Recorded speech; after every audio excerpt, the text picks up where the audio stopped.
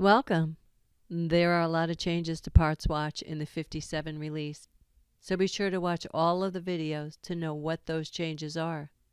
This video will show you the new inventory reports, and we're only going to touch on each briefly, so if you have any questions on how to use the functionality and you don't find the answers in F1 Help, then please contact customer support for assistance.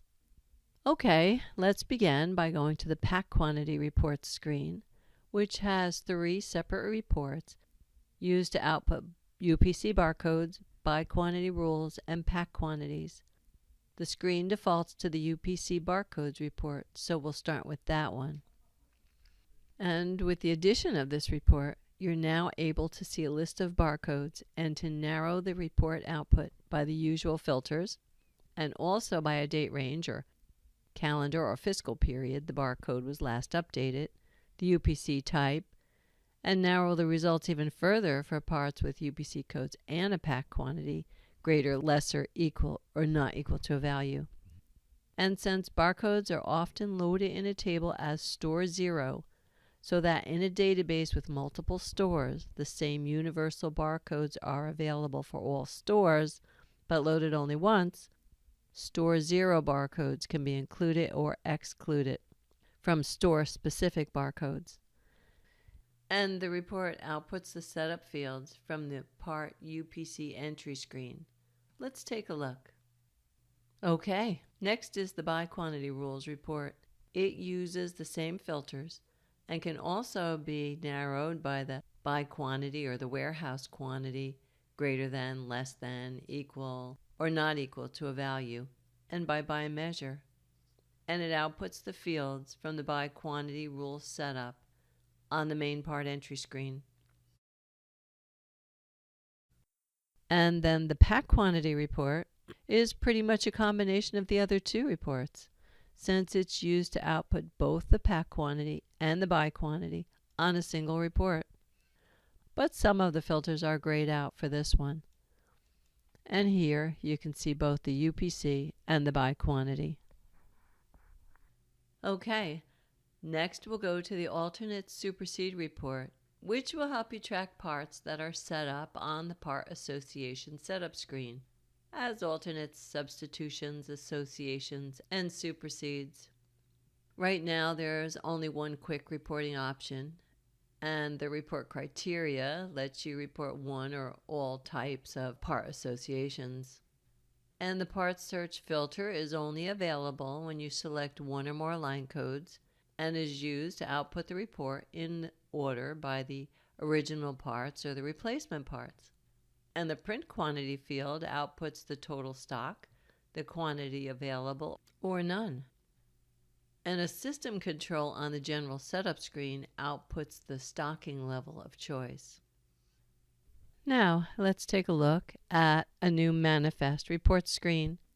Previously, a single manifest could be reported from the manifest screen, but now manifest detail can be reported across multiple manifests. So first, let's take a look at the manifest summary report. This one outputs a summary list of each manifest type.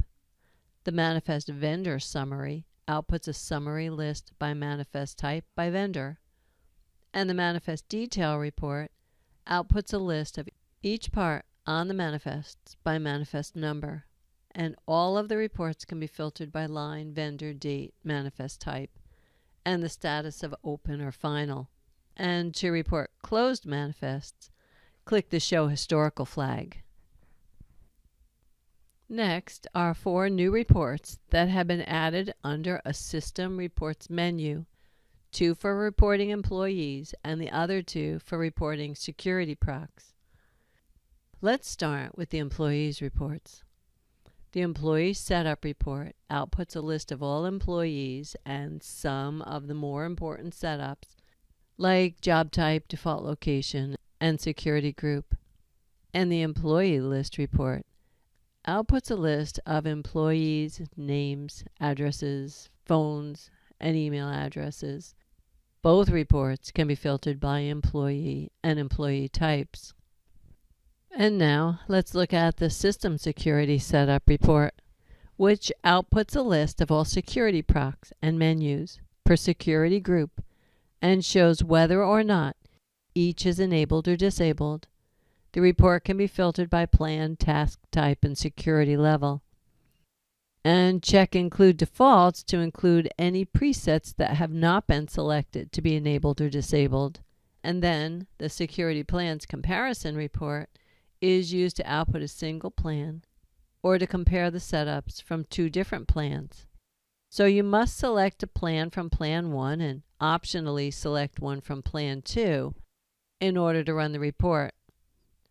And just so you know, forms are menus that open to other submenus. Menus open directly to screens, and procs are non-menu processes. A new Scan Sessions report has been added from the report's purchasing menu. The RF gun has a new function called Scan Sessions, which lets you scan a list of parts and save the list, so the primary purpose of the new report is to output a list of the scanned parts. Also, it provides the ability to compare the parts scanned to a manifest or pack slip container to identify any differences. So let's look first at the Scan Session report. For Multi-Store, pick a location and pick one or more scan sessions. The status shows which are in progress, incomplete, or complete.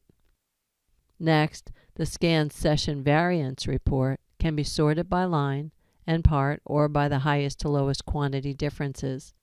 And if the Show Variances Only is checked, then only line and part numbers that have a difference between a total aggregated scan quantity across the selected scan sessions and a total aggregated quantity on selected manifests, pack slips, or pack slip containers are reported. Or uncheck it to report all line parts on the selected scan sessions. So pick one or more scan sessions and pick one or more active manifests, pack slips, or containers. Next, we'll go to the Invoicing menu where we have an Account Outstanding Core report from the Bulk Core Return screen. This gives you the ability to give a customer a report of all their eligible outstanding core, and it's based on the Core Returns Valid Days setting on the Invoice Options screen under the Returns tab. Unlike the Core Activity report, this report provides outstanding core details for all accounts, not only those specified as a deferred core account. If the batteries only field is checked, then only battery core are reported, so uncheck it for all other core. And click Add to Invoice to open the invoicing screen to return the core, or click Print or Preview to output the report. And last, we've added two new features to PartsWatch, one for promotional pricing to set up special pricing and coupon promotions for retail and commercial customers, and one to track inventory consigned to customers.